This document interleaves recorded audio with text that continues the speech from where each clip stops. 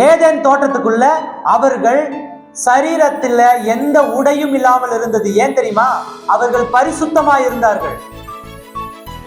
என்னைக்கு பாவம் வந்துச்சோ அன்னைக்கு தான் மாம்சம் வந்துச்சு. பரிசுத்தமா இருந்த வரைக்கும், நல்ல கவனமா கேளுங்க, பரிசுத்தமா இருந்த வரைக்கும் செக்ஸ் என்பது கிடையாது. அவர்களுக்கு உடல் உறவு தேவைப்படல.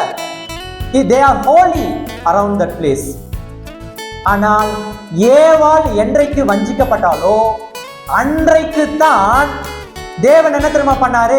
இந்த கிஃப்ட் இது பரிசுத்தமா தெரிஞ்சு எந்த காரியமும் தேவைப்படாமல் இருந்துச்சு. ஆனால் அந்த ஈடன் கார்டனை விட்டு துரத்தும் பொழுது அவர் ஒரு ஆசீர்வாதத்தை கொடுத்தார். என்ன தெரியுமா அந்த ஆசீர்வாதம்? நீ கர்ப்ப வேதனைப்படுவாய்.